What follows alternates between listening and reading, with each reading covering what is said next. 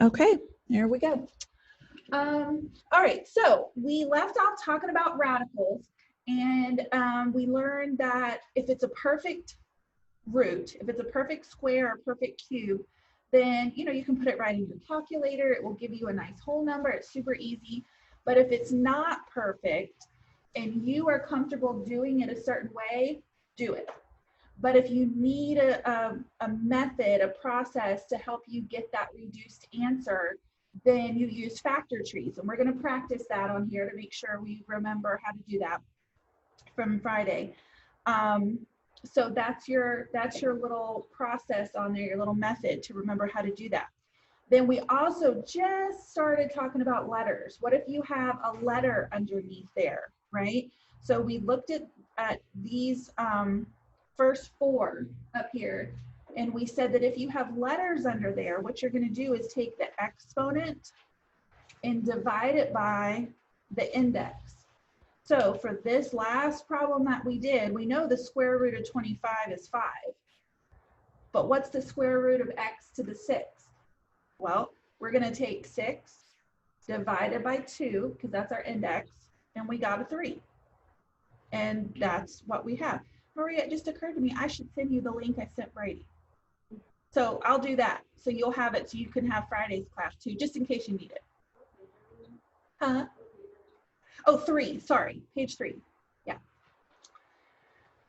Okay, so now we're ready for this guy here. Everybody kind of remember where we left off a little bit, talking about that. And remember, if you end up with a remainder, from dividing the exponent by the index, that's what stays on the variable inside the radical. Okay, so let's practice these, see if we can remember. Once we get through this page, this is homework 1. All right, so here we go. I notice we have a 5th root. So that's not something we're super familiar with, right? But here we go. We have a 5th root. We have a negative number inside it. So remember, you can have a negative radicand, a negative number inside, if you have an odd index. So are we good? Yeah, we're good, because 5 is odd. So that's going to be just fine for us. So we know that our final answer is going to have a negative, because what we can do is we can move the negative out front if we want to. Only for the odd indexes. Only if this little guy is odd, we can move that negative out front, and then it just comes right on over here. Let me lower my negative. I don't want you to think my negative is on the 5. He's just on the whole shebang. Okay, there we go. All right, so now what we have is the 5th root of 32. Okay, so if you put the 5th root of 32 in your calculator, you're going to find out that he's actually really nice. He's just 2. The 5th root of 32 is 2. And if you have your calculator and you want to practice that, remember, you're going to use because for this case, for a 5th root, you're going to have to use this little guy. I don't know if it's this one or if it's this one. I don't know where the X and the Y go, but you're going to have to use that button on your calculator for a 5th root. So what you would do is put in 5, then you would put in whichever one of these you have on your calculator, because there isn't a calculator alive that has a 5th root, not even the big $100 ones. So whichever one of these little guys you have, and then you put in 32 and hit enter, and it's going to give you 2. So you're going to have out front there a negative 2. What if you weren't sure about that though? Right? What if we wanted to know that for sure? My writing got kind of out of control here. Okay. Well, we can always do a factor tree for 32. So let's just practice that so remember how to do it. We said if we wanted to do a factor tree, we just take the number, we choose 2 numbers that multiply together to give us 32. I don't know, 8 and 4 is all I can think of. Okay. Then you start breaking these down. What are 2 numbers that multiply together to give you 8? 2 and 4. What are 2 numbers that multiply to give you 4? 2 and 2. Okay, remember to put your little dots between them. Now, are we done breaking it down? No, because we have that 4, and that 4 can be broken down into 2 and 2 again. So 2 is a prime number, so he's just along for the ride. 4 can be broken down to 2 and 2. This 2 comes along, and this 2 comes along. So now we have all prime numbers. And remember, that just means that you can't divide anything into them other than 1 or themselves. And then we check this last branch, multiply them all together, we get 32. Okay, so now because our index is 5, we're looking for groups of 5 numbers that are the same number. 1, 2, 3, 4, 5. We'll circle that. Perfect. He comes out. There's your 2. And we don't have anybody left under. So we know that the square root of 32 is 2. And there we go. Everybody kind of remember that, how to do that? But that's how you would do it if you had a little factor tree to break it down. Okay, now I'm going to look at my letters. So I have x to the 10th and y to the 5th. Remember this little rule right here. Exponent, oh, no, that's not the right one. We want this little rule that you can't see. Exponent divided by the index. That's the rule we're looking at. Exponent divided by the index. So I'm going to do 10 divided by 5, x squared. 15 divided by 5, y cubed. And there's my answer. Okay, there we go. Does that make sense to everybody? So it was a negative with an odd index. So we just pulled out the negative and went ahead and threw it in our answer. Then we looked at 32. It just so happened it was a perfect 5th root. So we got 2. Then we took exponent divided by index. Okay, here we go. We're going to move on to the next one. I think I'm going to have to put a blank paper in here. Okay, we have a cubed root. So odd index. I notice I have a negative radicand. Is that okay? Yeah, we're fine. What if it was a 2 or a 4? What if it was an even index? We would stop and immediately write what? Not a real number. Okay. All right, so here we go. So I'm going to just put this over here so I have a little more room. Okay. So I have a negative here. I'm going to pull my negative out so that what I'm actually dealing with is just the cubed root of 216 x to the 21. That's what I'm dealing with, okay? So I know my numbers, my answer is going to be negative when all is said and done. And then I'm done dealing with the negative. Okay, now 216. Well, it just so happens that if you put 216, it's always worth checking, into your calculator and take the cubed root, it's a perfect cubed root. Okay, it's a perfect cubed root. And what you're going to end up getting is 6. It's a perfect cubed root. 6 times 6 times 6 is 216. But I didn't know that. So if you forget to put it in your calculator, you're going to do a factor tree. You're going to take 216. You're going to break it down into 2 numbers. I don't even know what 2 numbers go into 216. So I just went in my calculator and divided by 2. And it just so happened it was 2 and 108. Okay. Well, 2 is going to keep on coming down because it's prime. 108, I just divided by 2 and I got 2 times 54. Okay. Bring on down my 2's.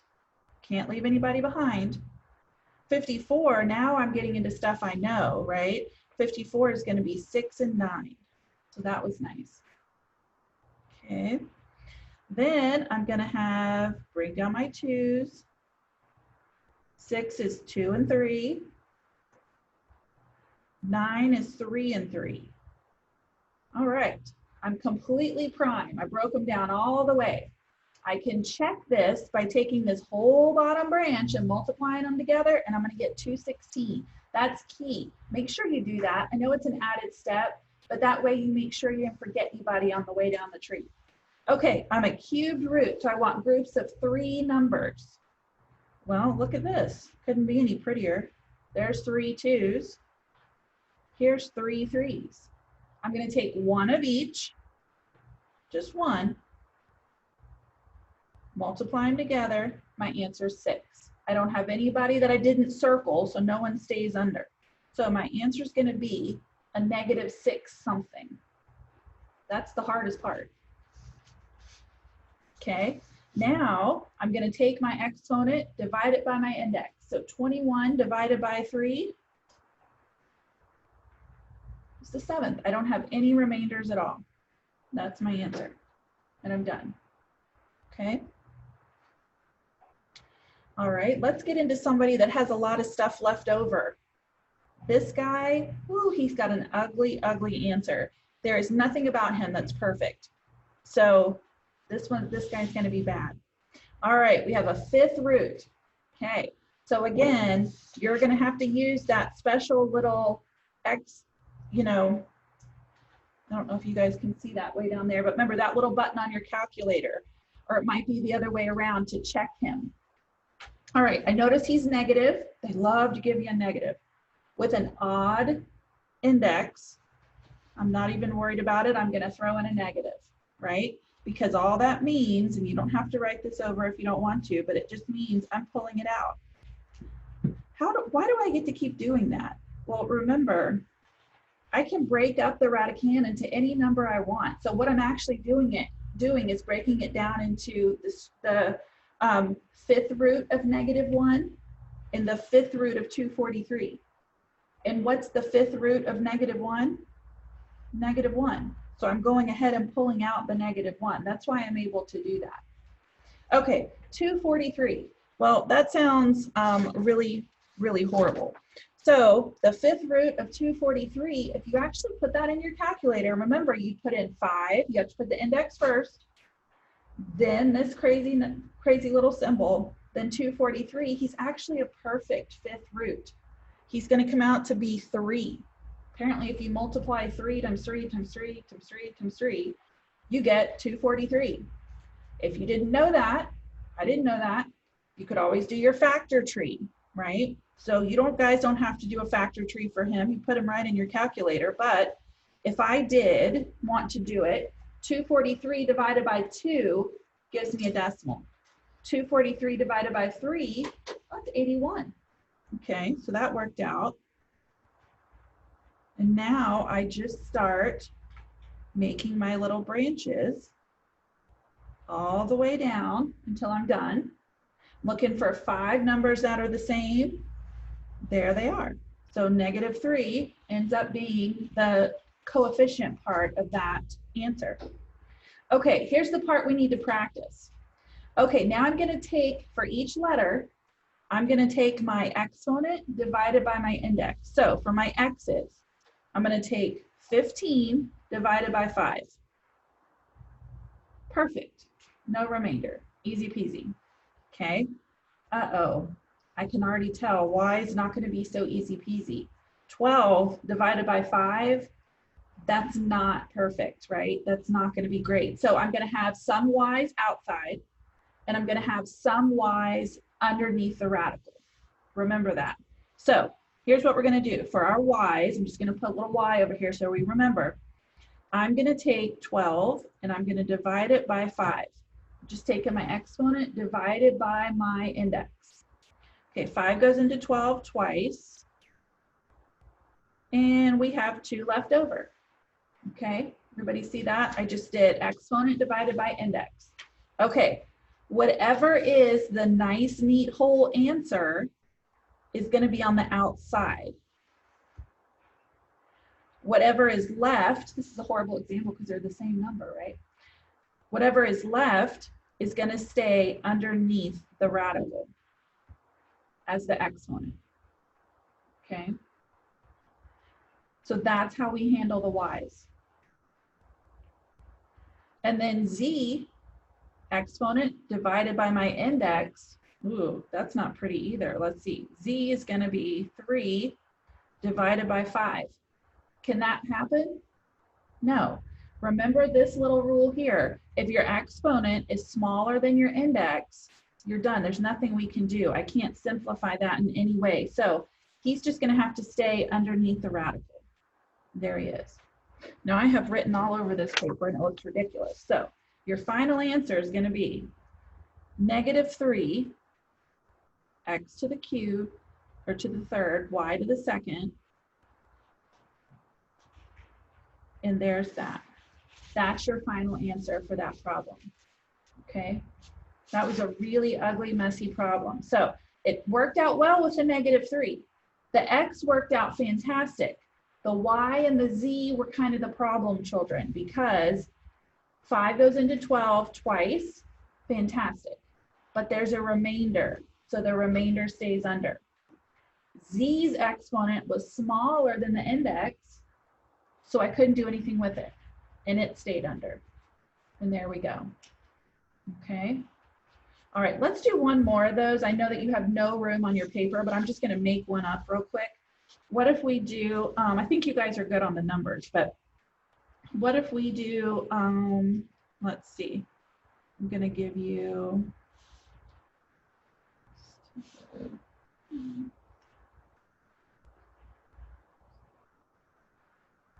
okay, let's do this one. What if I ask you to find the fourth root of x squared, y to the 7th, z to the 16th? Okay, just a little extra one. All right, so fourth root, I would have to be careful if I had a negative radicand, but I don't. All right, here we go. So remember, I'm taking exponent divided by the index. But look what's happening with x. His exponent is smaller, so what's going to happen with x squared? He stays under. He stays under. There's nothing I can do with him. He stays. Okay, now let's look at y. All right, so x stayed. There was nothing I could do because he had a tiny little index. I mean, a tiny little exponent. Okay, I'm going to take the exponent of y divided by the index. 4 goes into 7 one time with a remainder of 3. Okay, now can we handle that? So what is going to happen on the outside? It's going to be y to the what on the outside? 1. Good. Or just y, right? Just y. Okay, so this goes outside. What am I going to do with this 3? He stays under y cubed. Okay. All right. And then z, I'm going to take 16 divided by 4 is 4. He just comes right out. Z to the 4th. Oh, I forgot my 4 on the thing too. All right. He also has a little index of 4. Okay, and there's my answer. That's my final answer. Okay, so my x was too small. I couldn't do anything with it. My y was great. He was big enough to handle, but he had a remainder. So the little whole number answer, your quotient, goes outside. Your remainder stays under. And then z was perfect, so he just came out completely. And that would be your answer. Okay? Everybody okay with that? Any questions? I know it's kind of weird. Okay, now last 2. All right, so remember, you can kind of distribute this root to the top and the bottom. So I don't want to look at that gigantic root. It's confusing. So I'm just going to take that square root. I know it's a square root because I don't see an index. So I know it has an index of 2. And I'm going to put it in the top and the bottom. Clean it up. Okay, what's my numerator going to be? X to the 3rd. I'm going to take 6 divided by 2. Don't forget you have an index of 2 here. And I get x to the 3rd. Perfect. Okay, what's my denominator going to be? 2y. Because I'm going to take the square root of 4. That's a perfect 2. And then I'm going to take the exponent on y, which is 2, divided by my index, which is 2. 2 divided by 2 is 1. And I'm going to get y to the 1 in the bottom. Okay. All right, the biggest problem I see with students is they get to where they can do all of this stuff fantastic. They can do a great job. But you know what they do? they don't know when to keep the little radical and when to get rid of it. So they might put 2y, but they'll put it under a radical. They just don't know when the symbol stays and when the symbol goes. So remember, it only stays when you have someone that can't come out perfectly. It goes if you're able to divide those exponents perfectly, and it goes when you're able to take the root of a number. That's when it leaves. So you don't just keep it forever, okay? Try to practice that on your My Math Lab to kind of get in the groove of things. All right, the very last thing is this guy, which is going to lead us into kind of the next situation on down the road.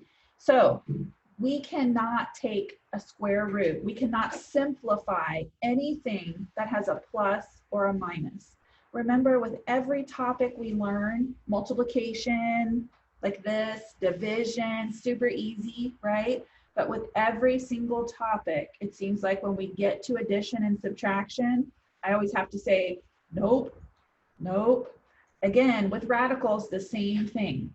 Just like when you have an exponent, remember, what if we had this? Could I distribute that square over it? Nope, because it's got a plus. That means there's two of them, okay? Here, when you have them under a radical, you cannot take the square root of each. Even if you had this, students want to do x plus 2 as their answer.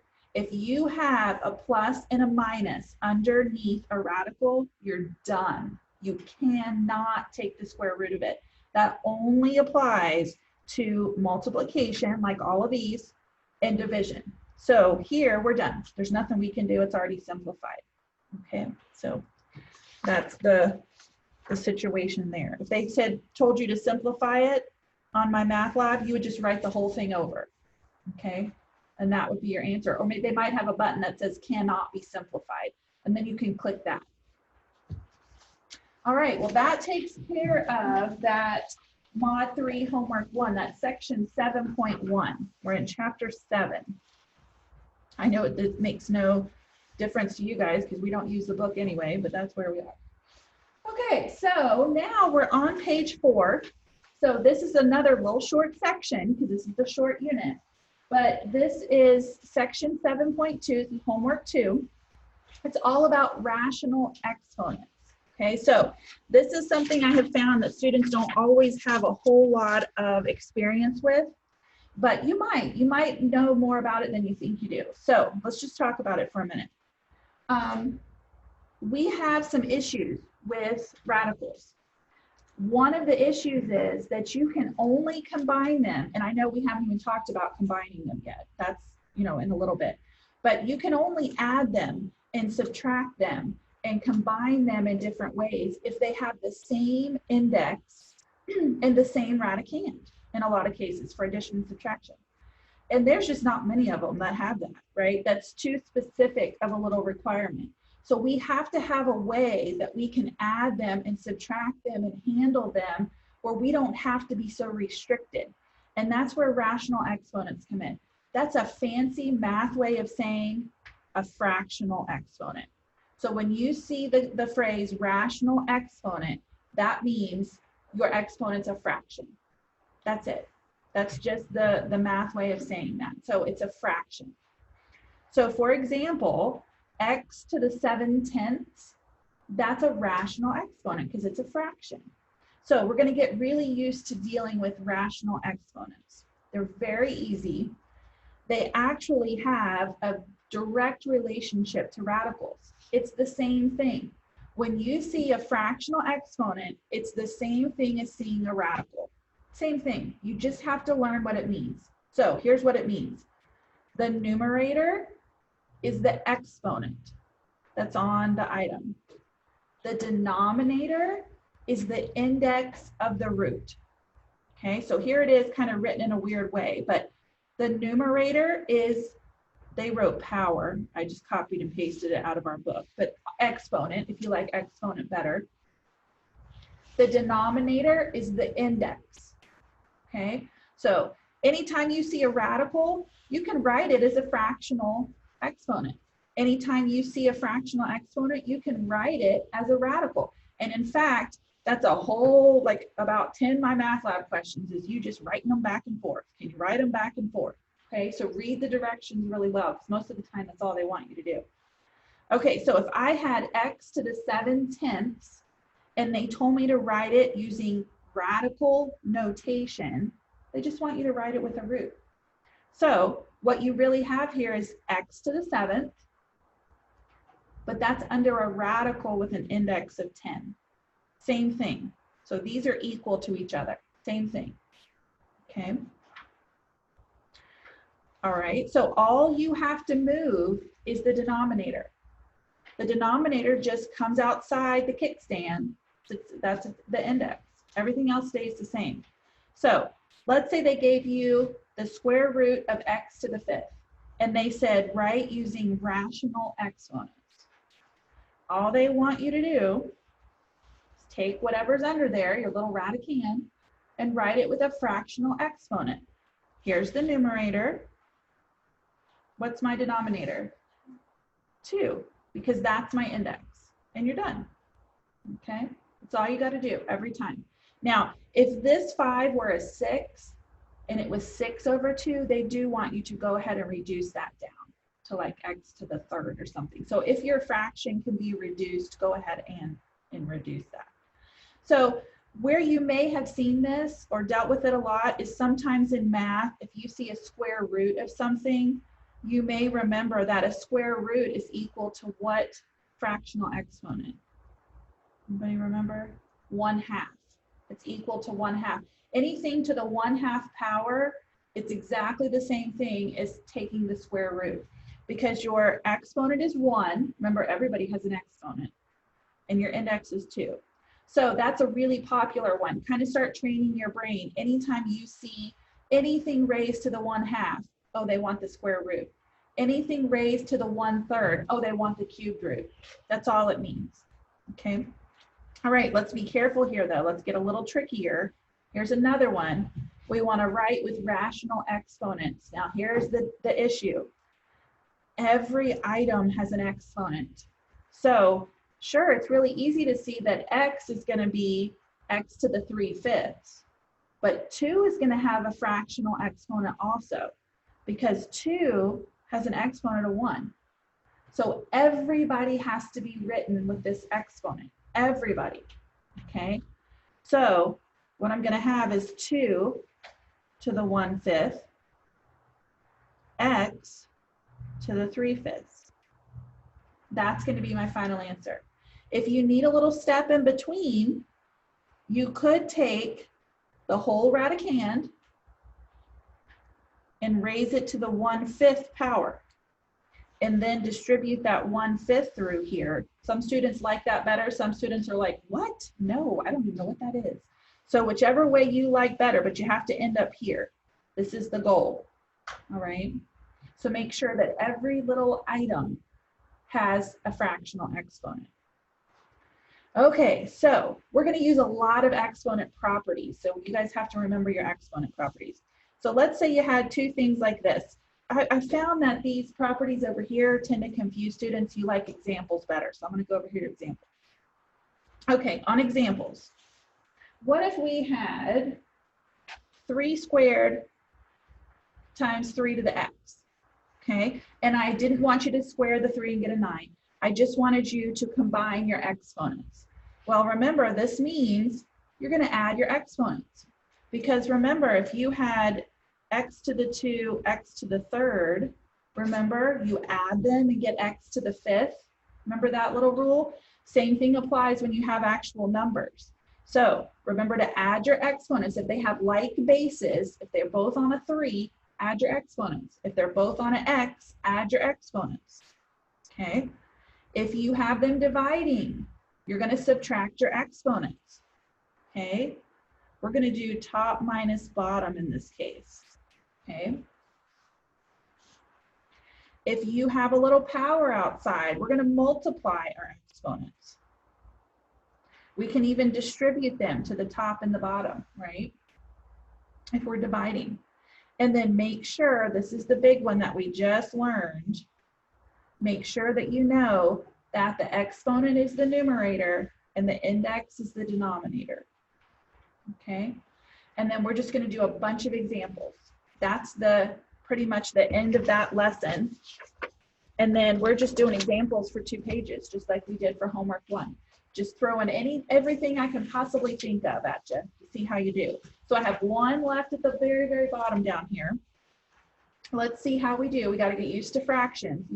You don't have to be friends with fractions. You just don't have to, totally run away from them. All right.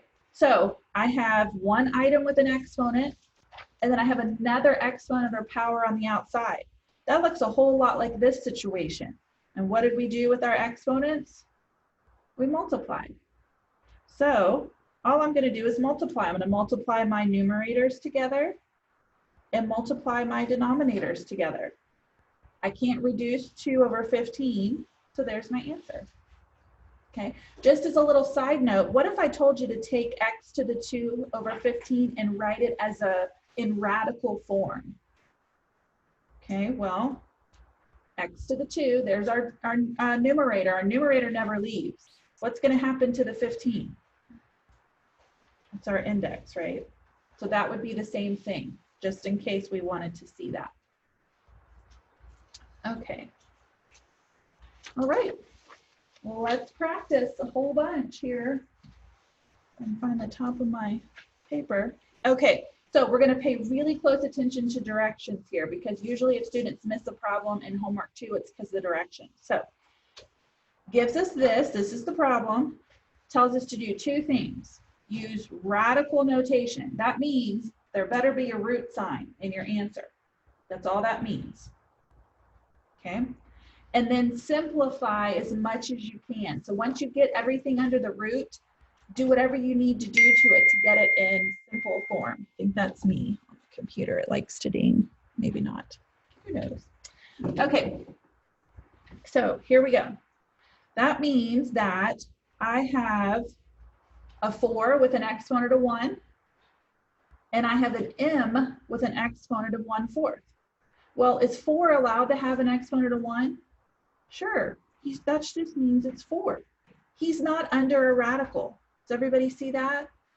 They're only under radicals if they have a fractional exponent.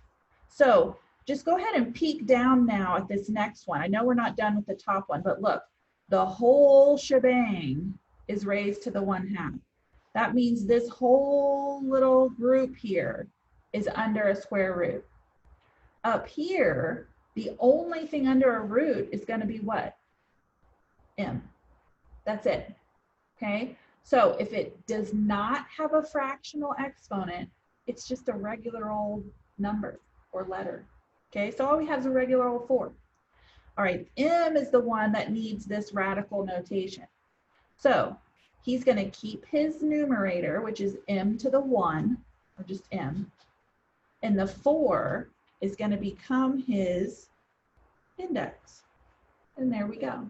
I know I wrote those kind of spaced apart. I didn't mean to. I just didn't want the 2 4s to get, grouped together, but it's really just like right up next to it. Or you can put a multiplication sign in between it, or you can leave it. It's the same thing.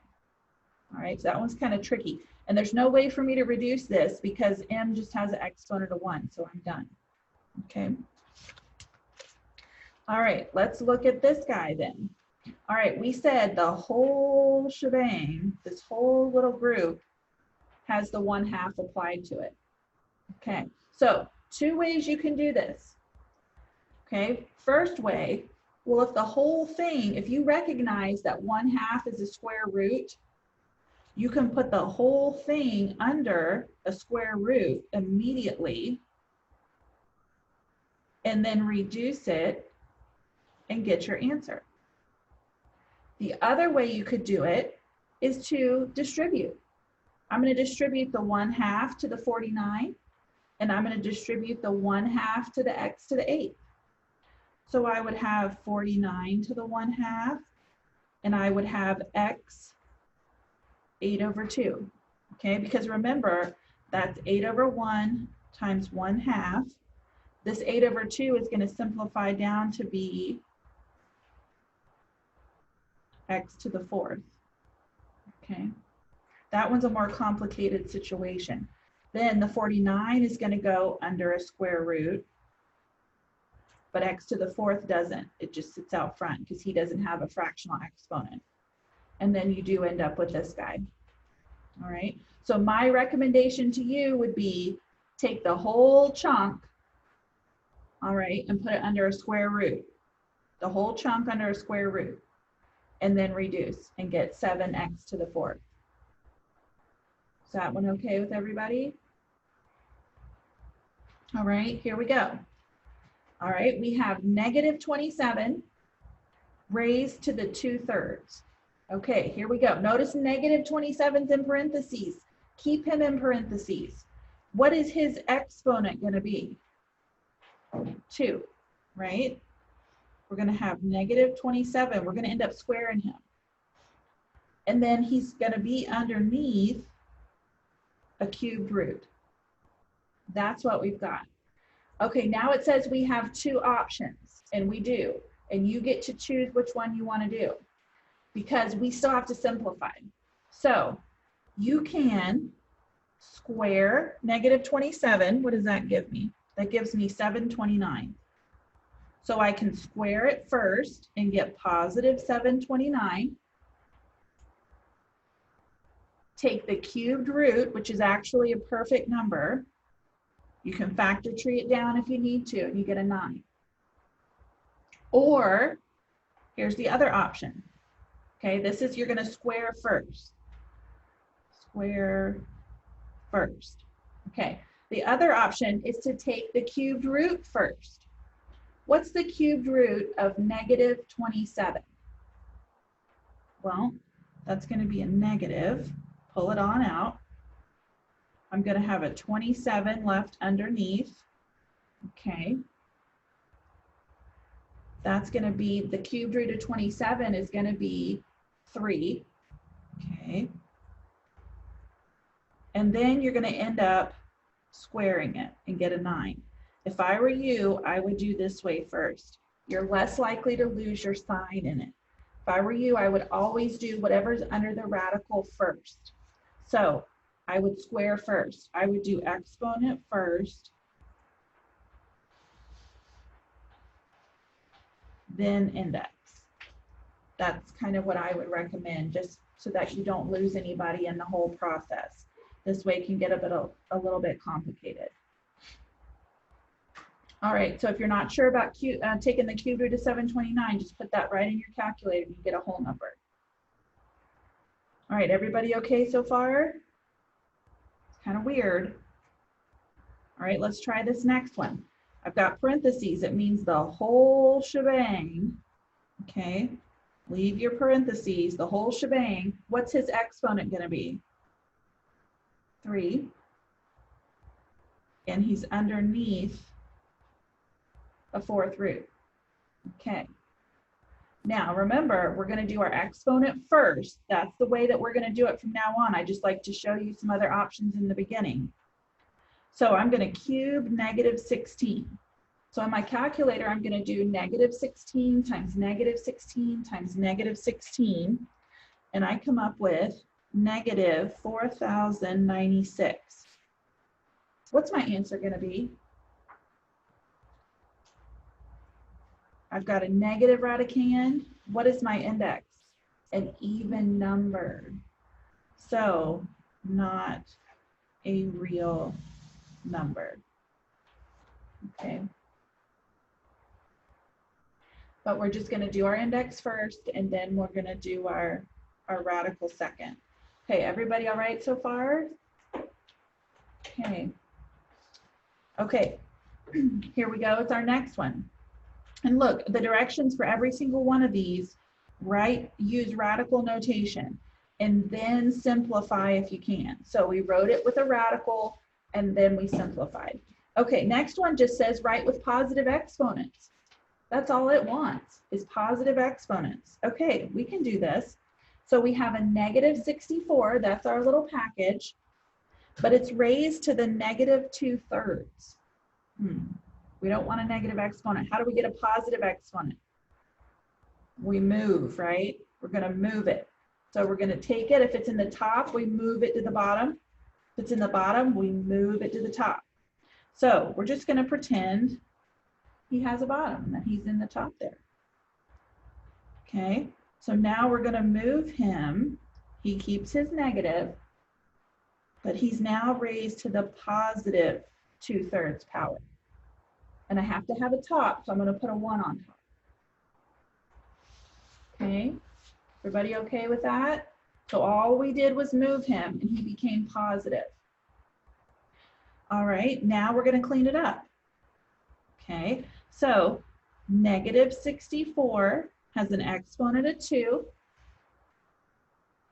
and the whole thing is in a cubed root. Okay. All right, let's do our exponent first.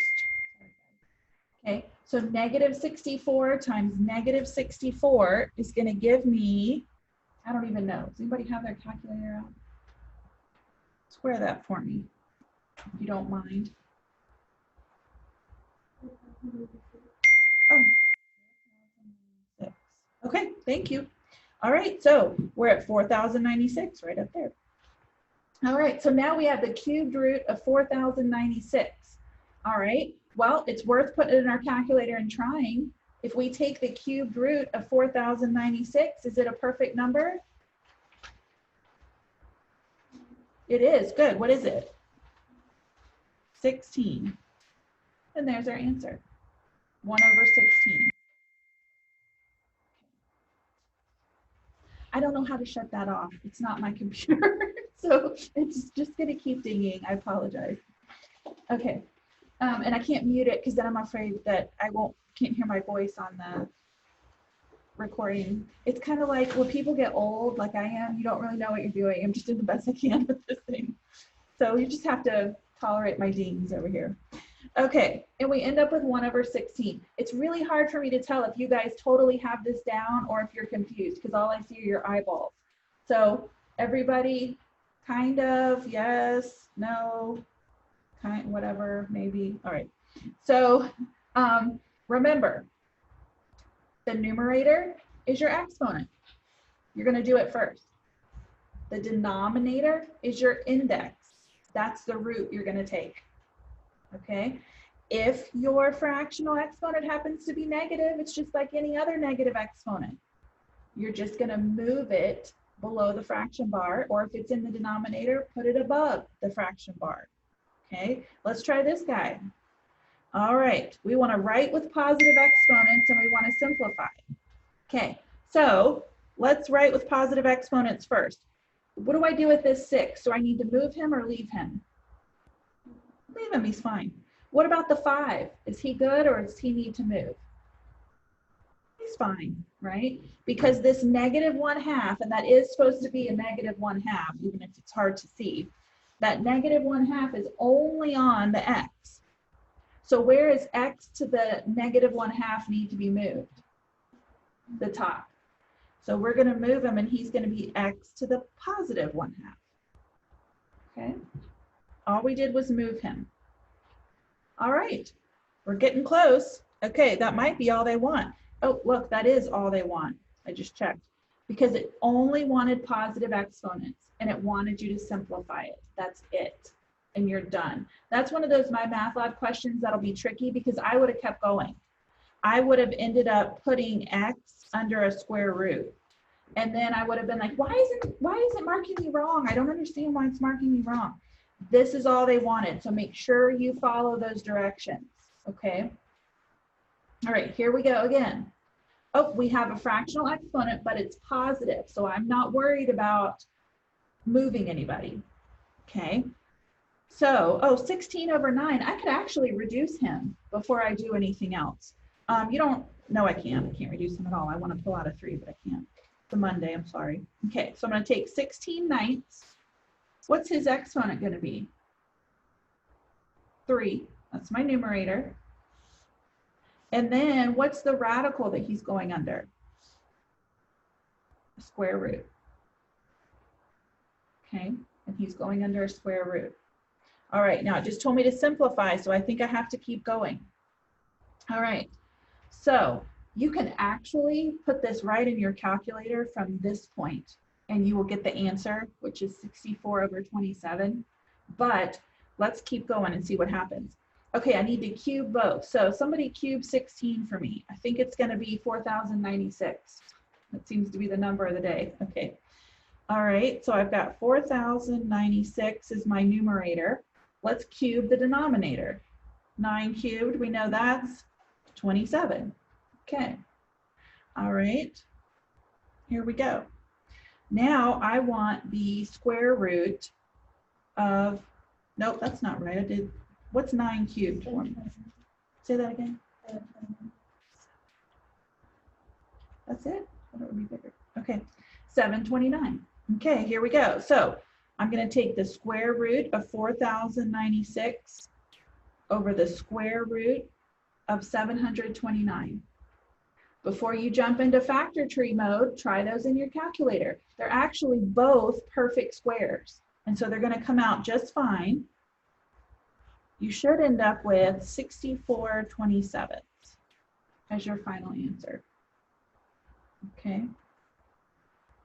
So exponent first, then try your index. You can always split it up like this if you like that better. Throw it in your calculator and see if you have something perfect. If you don't, you're going to do a factor tree. Okay. All right, let's try this bottom part here. All right, so here's another unwritten rule of math. If you start with exponents, end with exponents in your answer. What we're going to start doing is having to take certain forms and change them in the middle. So a lot of times we're going to start with radicals, but we're going to have to change those radicals to exponents, do stuff, but then end with radicals. Put your answer back in radical form. However you start is how you should finish. Remember the whole thing when you were younger and you were dealing with decimals and fractions and going back and forth between them all the time? You had like a whole chapter on that. Same thing here. If you start with a decimal, end with a decimal. If you start with a fraction, end with a fraction. Same way for this. Okay, so I need to simplify these. It's going to start looking weird, but you're going to have to rely on your math rules. So these have the same base. What are you going to do to their exponents? Add. It's just like if you had that x squared, x cubed, you're going to get x to the 5th, right? So all we're going to do is add these together. What's 3/5 plus 6/5? 9/5. And that's your answer. Remember, when you add fractions, you only add the tops. Okay, what about down here? We've got 3/5 plus 3/8. All right, we want to add those together. Can we add them immediately? Nope, because of those dang denominators, right? So I have 3/5 and I want to add it to 3/8, but I need my denominator to be the same. So I need an LCD, what do you think, 40? Okay, so if I turn 3/5 into something over 40, I'm going to be multiplying top and bottom by what? 8, right? So 5 times 8 would give you 40 there. 3 times 8 would give you 24/40. Okay, we want a 40 for this guy. 8 times 5 would give you 40. 3 times 5 would give you 15. If I add 24/40 plus 15/40, I'm going to get 39/40. And that's going to be my final answer, is 5 to the 39/40ths, which is the most ridiculous answer ever. But that's how you're going to leave it because you can't simplify it. This section is all about weird stuff like this. We are just going to have to rely on what you know and not worry about if it's super ugly or weird. Okay. So my daughter's computer, she's going to get a lecture about texting at school. Okay, so here we go. Let's try this guy here. All right, first thing we're going to do is we're going to handle negative exponents because we know that negative exponents are not good. Okay, the top, everybody's positive. So I'm not even worried about them. I'm going to leave them alone. In the bottom, I have a negative, like a -1, right? So that negative can stay. That's perfectly fine. That -1 or negative can stay there. Here's what can't stay there. B to the -1/4. That's not okay. So where is he going? Up, right? And what's he going to become up here? B to the +1/4. Okay, so I didn't flip any of these fractions. I'm just moving. And then I need something in the bottom, so I'm just going to throw in a -1 for now. I'm actually going to move that negative to the numerator, so I don't have to have that. Okay, here we go. So I don't want to put this all over a -1. That's kind of silly. So I'm going to just put a negative as my answer. Then I'm going to take all three of these, and what am I going to do to them? Add them together, right? They're going to get added together because we have the same base, B, and it's all going to be raised to something. So 1/4 plus 1/4, if I go ahead and do these, I have 2/4. Well, that's easy. And 2/4 can be reduced to what? 1/2. So now I have 1/2 plus 1/2, which equals 1, or 2/2. So this is just going to be B to the 1. If you wanted to do that all in one fell swoop, you certainly could. You could do it like this. You could change him to 2/4. This is going to be 4/4, and it turns into 1. Just don't forget this negative down here stays. So your whole answer ends up being -B. That one is on both your quiz and your homework for my math lab. So make a big star by that because they love that problem. Okay, everybody all right so far? Okay, so notice that we started with fractional exponents. We ended the best we could. We would have been a fractional exponent, but we simplified. Okay, so the next one there, we've got fractional exponents. Should I immediately put the whole top under a 6th root and start worrying about roots and things for these guys? All my directions said were simplify. No, let's just deal with exponents. Because if it didn't tell you to use radical notation, there's no reason for you to use radical notation. And since you started with the fractional exponents, you want to end with fractional exponents. So we're just going to treat this as a crazy exponent problem. All right, so all I'm going to do is distribute this 1/6 through here. And I'm going to get x to the 5/6, y to the 4/6. And I know he can be reduced to 2/3. I'll do that next. Okay.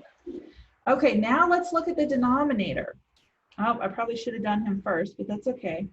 I've got 2 negative exponents inside parentheses, and then the whole thing raised to a negative exponent.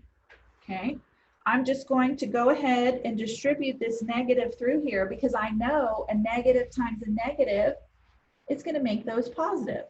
Right? Now you could have moved the whole thing to the top, multiplied it through, and then moved both of those items below. You can do that with exponents. You can take as many steps as you need, but I know a negative times a negative is going to give me a positive. So I'm going to end up here with positive 5/3 on x and positive 2/3 on y. Okay. All right. We also said I could go ahead and fix this y up here. So I'm going to go ahead and do that, reduce him down.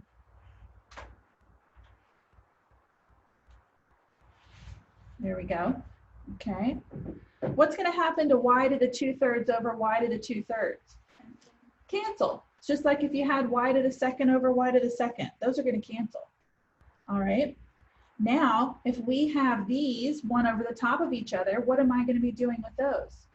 Subtracting. I'm going to do top minus bottom. You're still doing bigger minus smaller. It's just that it's harder to tell with fractions, you know. Okay, so Well, you're not, but that's okay. So don't worry about bigger minus smaller. Just do top minus bottom. All right, we need an LCD. We'll use 6. So for this guy, I'm going to multiply top and bottom by 2. I get 5, 6 minus 10, 6. That's what I'm looking at. Okay. What's 5, 6 minus 10, 6? Negative 5, 6, because 5 minus 10 is just negative 5. All right, so that's what I have going on now is just x to the negative 5, 6. Can I leave it like that? No, because he's negative. So remember, he's over 1. So what am I going to do to make him positive? Move him to the bottom. So 1 over x to the 5, 6 is your final answer there. Okay. All right, so I know that was a lot to throw at you today.